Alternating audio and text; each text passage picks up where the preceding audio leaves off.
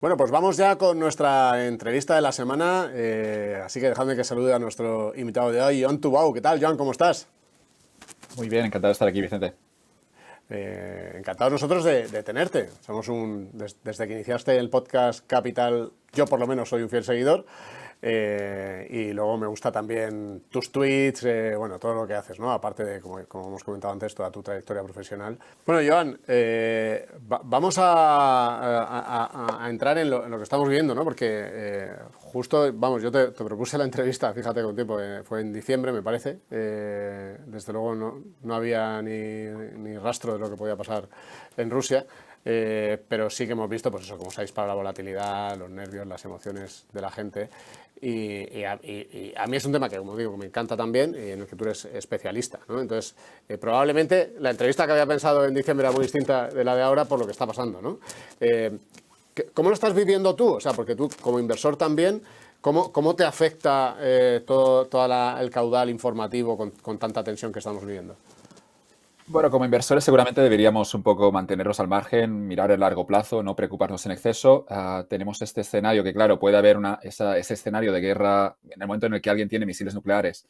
Todo de algún modo asusta un poco más. Justo ayer preguntaba en Twitter cuál sería vuestra cartera atómica. Las respuestas eran un poco locas, así que tampoco nadie sabe.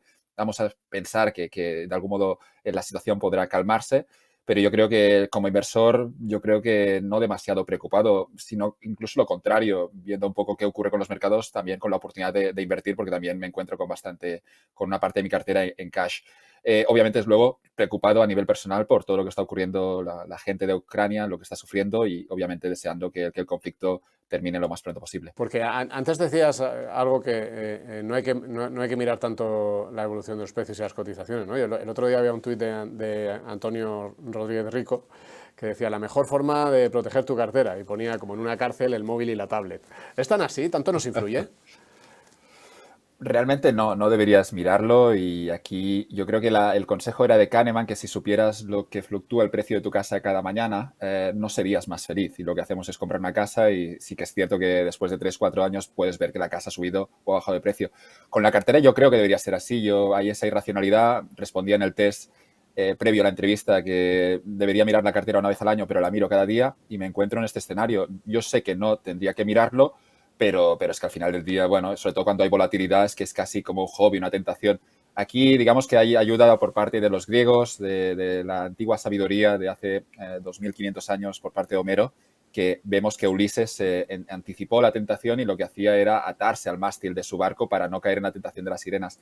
Yo creo que ha pasado mucho tiempo, pero al final los problemas son los mismos. Lo que debemos entender es anticipar que caeremos en la tentación, que seremos irracionales y luego fijar algunos mecanismos para que de algún modo tú puedas invertir mejor y no tengas al menos la tentación de operar en exceso en momentos en los que obviamente quizá no, lo mejor es estarse quieto.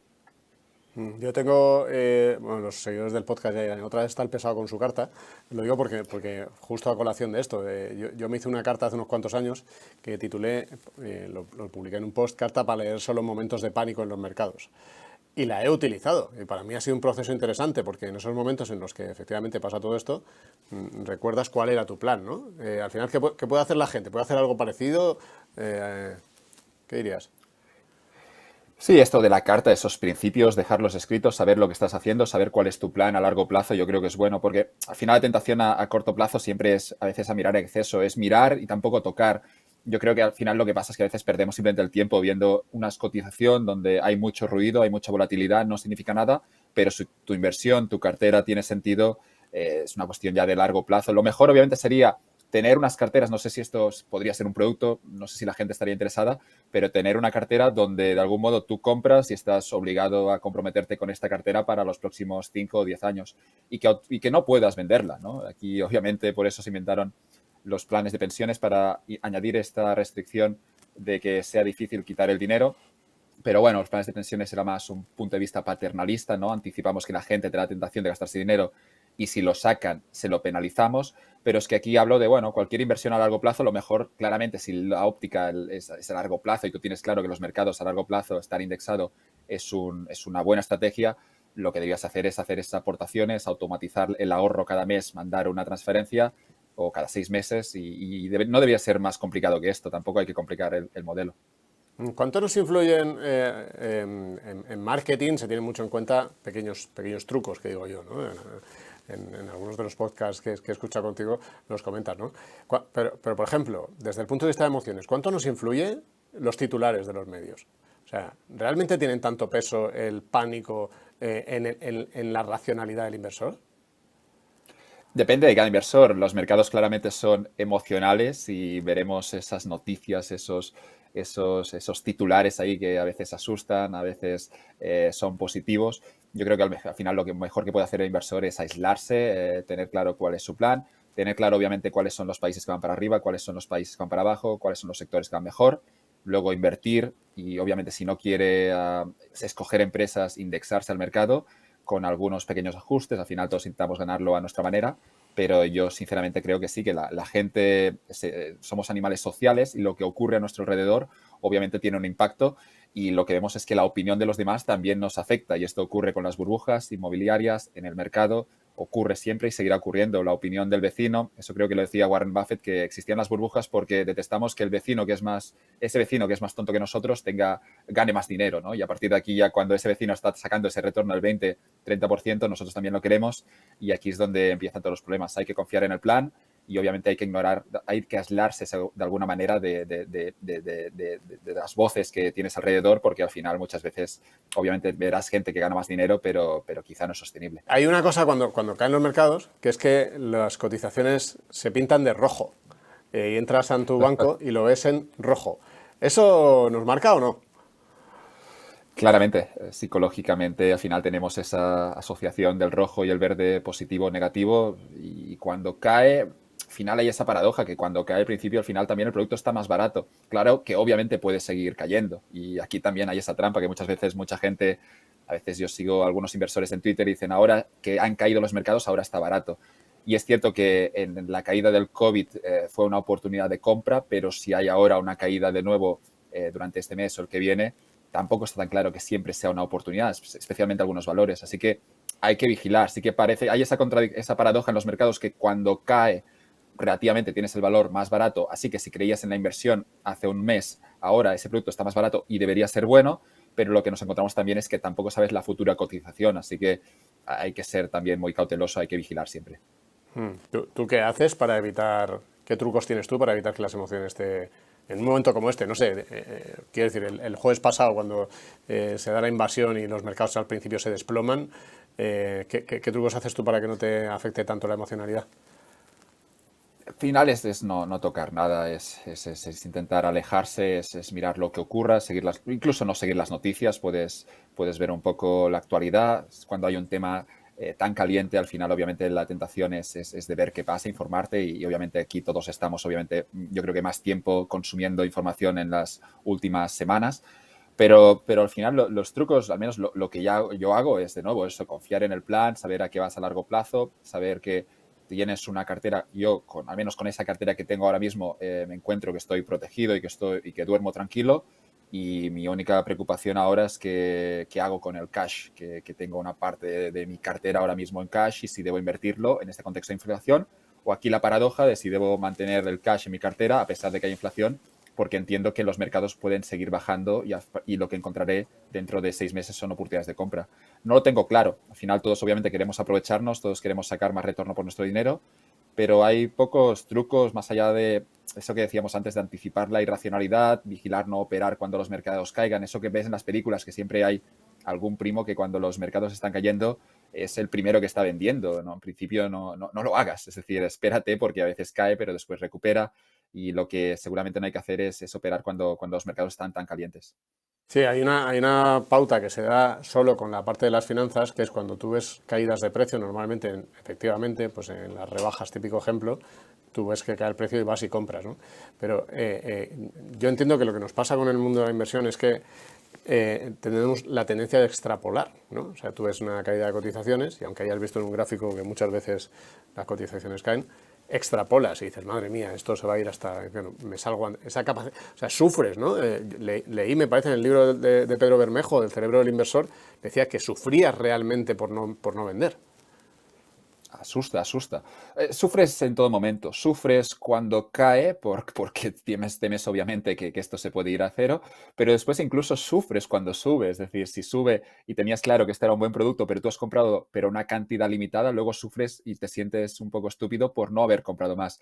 Yo creo que la moraleja es que el inversor al final siempre estará insatisfecho y aquí yo creo que es entender que no hay una cartera perfecta y no es difícil ganar al mercado y a veces habrá oportunidades que parecen evidentes, obviamente, a toro pasado después del evento, pero hay que aceptar nuestras limitaciones, hay que tener una cartera, yo creo que en ese sentido podríamos decir una cartera ambiciosa, pero sin intentar pasarse listo e intentar tener una cartera con la que puedas dormir bien por la noche, pero obviamente vamos a sufrir siempre y digamos que la incertidumbre en los mercados es lo que hay que aprender a gestionar.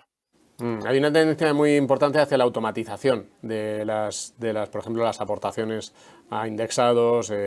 La gente con la que conocemos de RoboAdvisors nos lo dice, ¿no? Que cada vez más inversores lo que hacen es que en vez de esperar al momento, todos los meses 100 euros o 200 euros. Esto podría ser una solución, ¿no? Contra esos sesgos.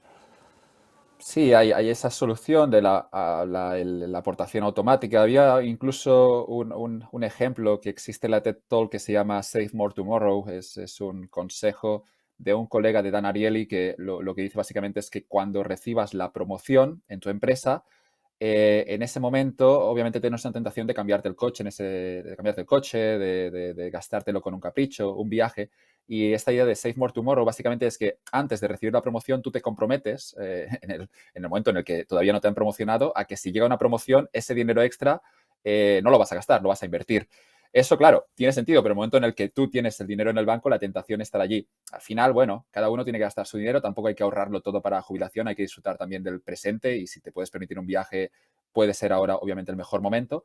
Pero esta aplicación o esta idea del Save More Tomorrow consistía en que tú hacías un pacto con tu yo futuro, porque al final en el presente claramente yo puedo tener la tentación, pero con el futuro, digamos que en el yo futuro todos somos magníficas personas. En el futuro yo salgo a entrenar, en el futuro yo como mejor, pero después en el presente cuando tengo que tomar la decisión soy un poco irresponsable. Esa idea del Save More Tomorrow lo que decía es que tú desde el presente te comprometes desde tu yo futuro, que siempre será una mejor versión de ti mismo, que cuando recibas la promoción, luego ese dinero lo vas a invertir en su totalidad. Y si ya eres feliz ahora mismo con el dinero que tenías y te puedes permitir todo lo que quieres y casi todos los caprichos, pues obviamente si te suben el salario tampoco hace falta gastar más. Es mejor ahorrarlo, comprar con eso libertad y vas a vivir mucho más tranquilo todos los años de tu vida.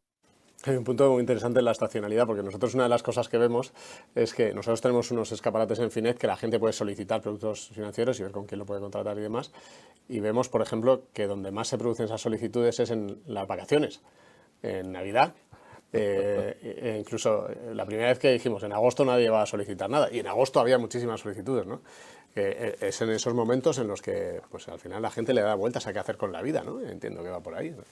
Es un poco... Sí. Hay que viajar y hay que vivir y hay que gastarse el dinero y hay que incluso que cambiarse el coche aquí, que cada uno gaste el dinero como considere, pero lo que encontramos es que hay este escenario en el que yo creo que puede haber un problema y no sé si aquí habría algunos sesgos, pero que gente que podría ahorrar se encuentra que llega a final de mes gastándoselo todo.